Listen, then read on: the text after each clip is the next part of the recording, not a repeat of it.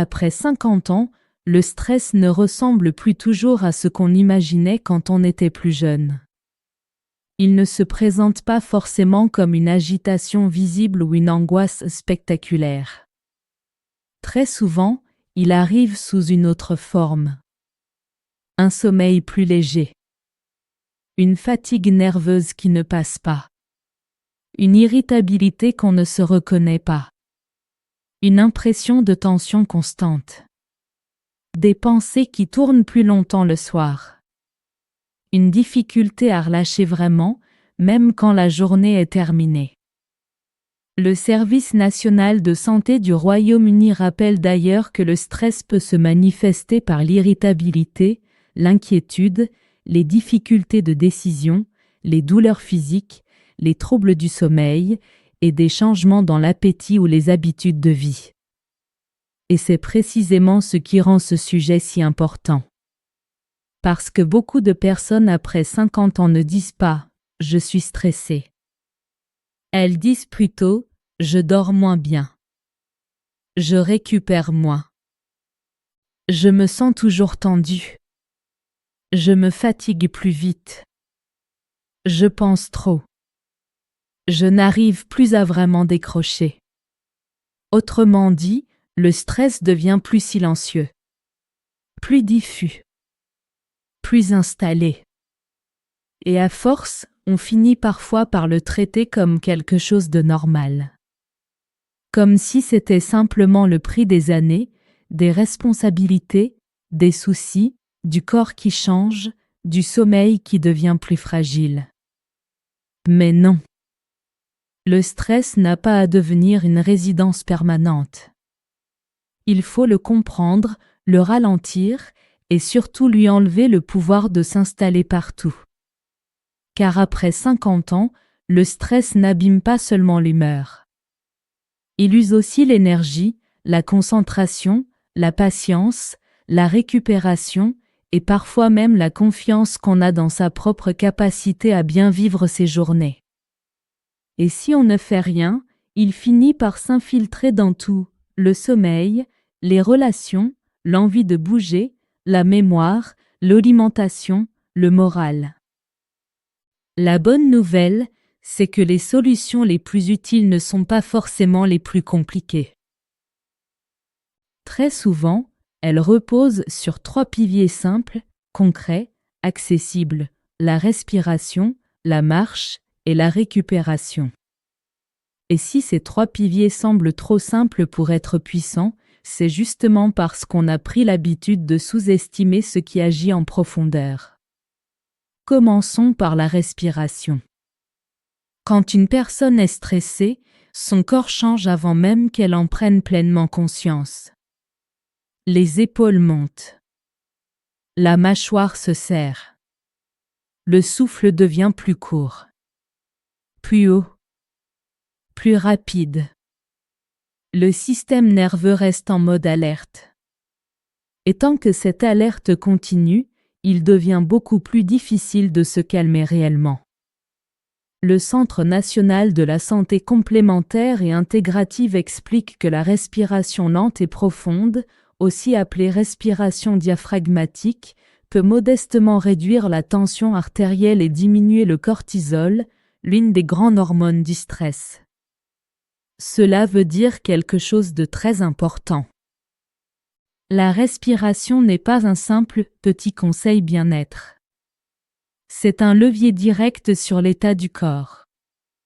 Quand on respire lentement et profondément, on envoie un message de sécurité au système nerveux. On casse un peu l'élan de tension. On aide le corps à redescendre. Et cette descente-là change énormément de choses. Elle peut faire baisser l'agitation intérieure, réduire la sensation d'étouffement mental et créer l'espace nécessaire pour que le calme revienne. Mais il y a une erreur très fréquente, beaucoup de personnes n'utilisent la respiration que lorsqu'elles sont déjà débordées.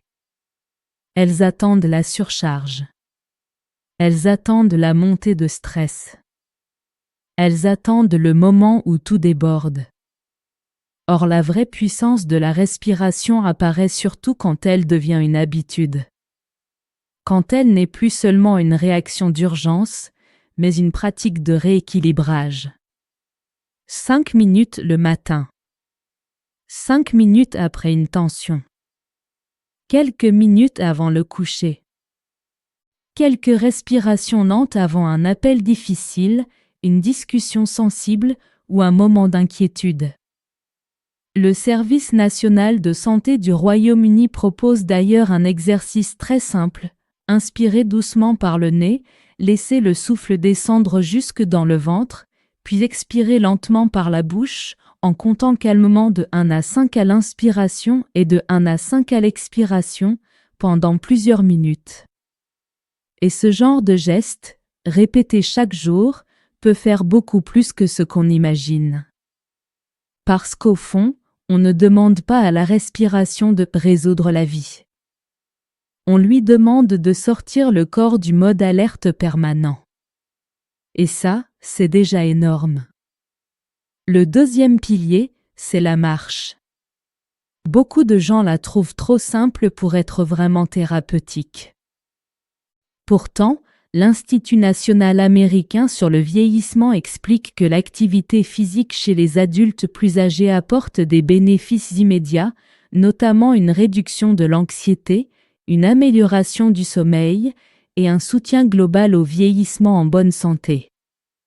Le Centre pour le contrôle et la prévention des maladies recommande aussi, pour mieux gérer le stress, de passer du temps dehors, actif ou au repos, et de rester physiquement actif. Et là encore, il faut comprendre ce qui se joue vraiment. Quand on marche, surtout régulièrement, le stress cesse d'être seulement une pensée. Il devient quelque chose que le corps commence à évacuer.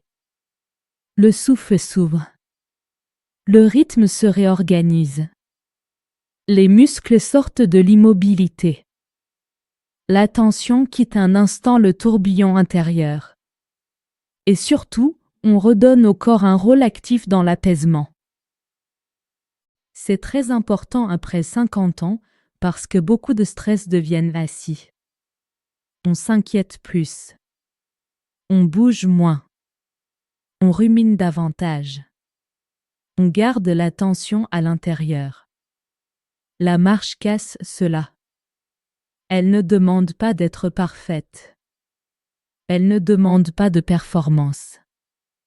Elle ne demande pas d'aller vite. Elle demande surtout de revenir au mouvement. Et parfois, c'est précisément ce qui manquait. Certaines personnes essaient de tout résoudre mentalement. Elles veulent penser mieux, relativiser, se rassurer, contrôler leurs pensées. Mais quand le stress est déjà entré dans le corps, il faut aussi une réponse physique. La marche devient alors une forme de décrispation active. Un moyen de faire circuler ce qui stagnait. Un moyen de créer une différence nette entre l'état de tension et l'état de retour au calme. Et ce qui est puissant, c'est sa répétition. Une marche de temps en temps fait du bien. Une marche régulière commence à transformer le terrain. Elle aide le cerveau à moins tourner à vide. Elle améliore la sensation d'élan. Elle soutient le sommeil du soir.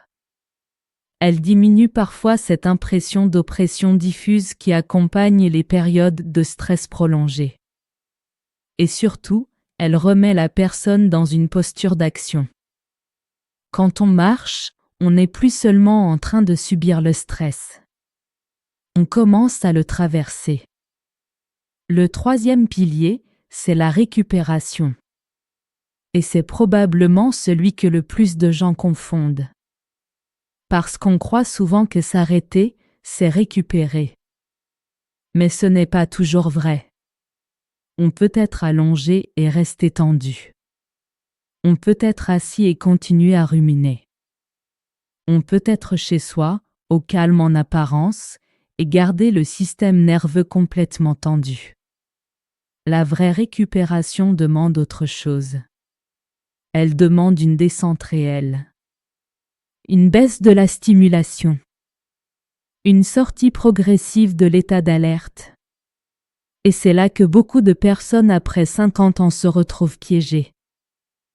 Elles finissent la journée déjà chargée, gardent les écrans, les mauvaises nouvelles, les pensées, les soucis, les stimulations tardives, puis arrivent au lit avec un cerveau encore en plein jour intérieur. Le Centre pour le contrôle et la prévention des maladies recommande justement de faire des pauses face aux actualités et aux réseaux sociaux, de prendre le temps de se détendre, de respirer profondément, de s'étirer, de méditer, d'écrire ou de pratiquer des activités relaxantes. Ce conseil paraît simple, mais il est fondamental. La récupération commence avant la nuit. Elle commence dans la façon dont on ferme la journée. Moins de bruit mental. Moins de lumière agressive. Moins d'excitation inutile. Plus de lenteur. Plus de souffle. Plus de transition. Beaucoup de personnes veulent mieux dormir sans changer la dernière heure avant le coucher. Pourtant, c'est souvent dans cette heure-là que se joue une grande partie de la qualité de la nuit. L'Institut national américain sur le vieillissement rappelle que les adultes plus âgés ont toujours besoin d'environ 7 à 9 heures de sommeil par nuit, même si, avec l'âge, le sommeil devient souvent plus léger, avec des heures de coucher et de réveil plus précoces. Autrement dit, mal récupérer n'est pas un détail après 50 ans. Parce que le manque de récupération touche ensuite tout le reste, l'humeur, la mémoire, la patience, la motivation, la concentration et même la capacité à faire face au stress du lendemain. C'est ainsi que se forme le cercle vicieux. Le stress perturbe le sommeil. Le sommeil léger affaiblit la récupération. La mauvaise récupération rend plus vulnérable au stress. Et le lendemain devient plus lourd que la veille. C'est pour cela que la récupération doit être traitée comme une pratique, pas comme un hasard. Créer une fin de journée plus douce. Réduire les écrans tardifs. Baisser le rythme. Marcher un peu si cela détend. Respirer quelques minutes. Éviter de finir la journée dans une agitation constante. Ce ne sont pas de petits détails. Ce sont des signaux envoyés au corps. Et le corps répond à ces signaux. Il faut aussi dire quelque chose d'essentiel. Après 50 ans, le stress est souvent lié à des réalités très concrètes. Santé, famille, argent, solitude, changement de rôle, fatigue accumulée, responsabilité, incertitude sur l'avenir. Le Service national de santé du Royaume-Uni explique que le stress peut apparaître quand on a le sentiment de manquer de ressources pour faire face à ce qui arrive et qu'il est souvent lié à des difficultés de vie concrètes. Donc non, il ne suffit pas de dire à quelqu'un « respire et ça ira ». Ce serait réducteur. Mais il faut comprendre que la respiration, la marche et la récupération ne sont pas censées effacer tous les problèmes. Elles servent à redonner au corps et à l'esprit plus de marge pour y faire face. Elles servent à rendre la tension moins envahissante. Elles servent à empêcher le stress de s'installer comme un bruit de fond permanent. Et ça change déjà énormément. Il faut aussi savoir reconnaître quand le stress dure trop longtemps ou commence à déborder vers autre chose. Si la fatigue devient permanente, si le sommeil reste très perturbé, si l'irritabilité s'installe, si l'envie de s'isoler grandit, si l'on se sent dépassé en permanence, il ne faut pas banaliser cela. Les ressources du National Institute on Aging indiquent que si l'on reste constamment somnolent ou si l'on a du mal à obtenir assez de sommeil la nuit, il est temps d'en parler à un médecin. Et cette phrase compte beaucoup. Parce qu'il y a des personnes qui tiennent, qui encaissent, qui s'habituent, qui minimisent, jusqu'au jour où elles n'en peuvent plus. Or, demander de l'aide n'est pas un échec. C'est parfois la forme la plus intelligente de récupération. Alors, qu'est-ce qu'il faut retenir de tout cela? D'abord, que le stress après 50 ans est fréquent, mais qu'il ne doit pas être banalisé.